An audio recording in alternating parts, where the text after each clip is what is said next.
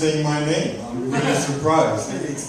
I've been living in a few countries, and usually people get it wrong, but Lori is correct. I actually brought a couple of IDs just to give you a proof of how difficult my name can be. My name is Stanislav. This one says Stanos. This one says Stanislav. This is my favorite. It says Santa Claus. And this one I just got from the Homeland Security Department. It says Jennifer.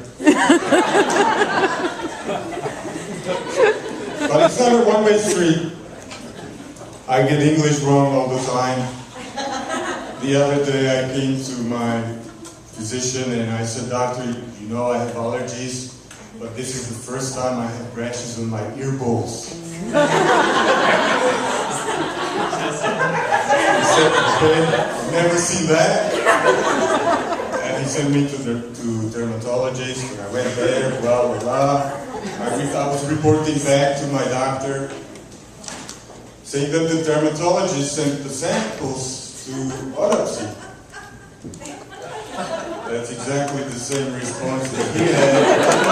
I was supposed to say to biopsy. If I went to autopsy, I wouldn't be here. You wouldn't be calling me. Yeah, so it's fun living in other countries, in the States as well. For instance, in Kansas City, I flew from Kansas City International Airport to New York.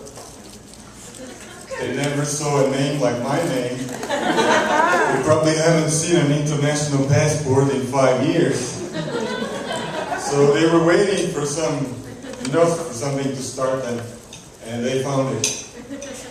It was a small Heads and Shoulders shampoo. As soon as the customs officer saw it, he raised the terror alert from yellow to orange. And I was late for my flight. But it's not always bad. I actually had my first girlfriend here in the States. And one night we were getting romantic in her car. It was middle of winter, and the windows were all foggy. I couldn't see anything except the flashing police car's lights. Soon enough, a big hand was knocking on the window. So I opened it. The policeman looked in and asked, "Are you having sex?" I was really feeling awkward because I was inappropriately dressed for winter. So I said, "No." He assessed the situation and asked, "Are you wearing condom?" I said, "Yes." And we were dismissed. Speaking of sex in a car, I didn't know it would be so funny. Probably all did it. I met a friend of mine in Europe a couple of weeks ago, and I couldn't help but notice that he was wearing earrings.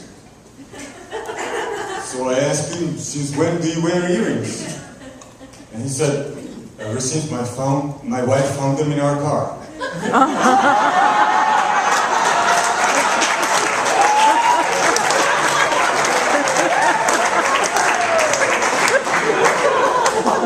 Well, New York.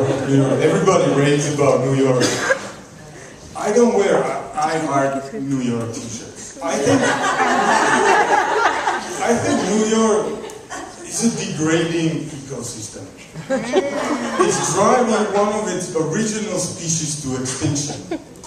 And that's the born and raised New Yorkers. I see there's some here, that's excellent. I've been here for a long time, 2-3 years down the line.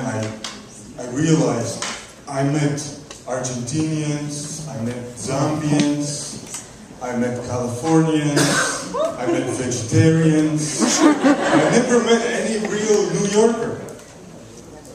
So I started to collect evidence and do research on why that is. For instance, one night, I was taking E-line from Lexington Avenue, and a half-empty, half-full car stopped in front of me, and I immediately stepped into the empty part, where I saw a guy with a very focused, concentrated look on his face, as an athlete before a race, standing in the middle of a huge pile of newspapers.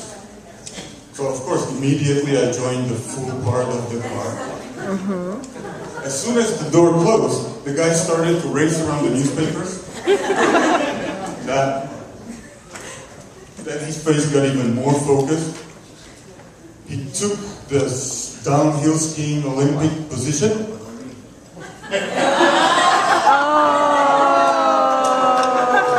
Except his pants were down. And I realized, how could New Yorkers survive in such an environment? Of course they're near extinct / relocated. So then one day I met a real New Yorker. As a global citizen, I felt great responsibility to help save this endangered species. And I started dating her. Thank you very much.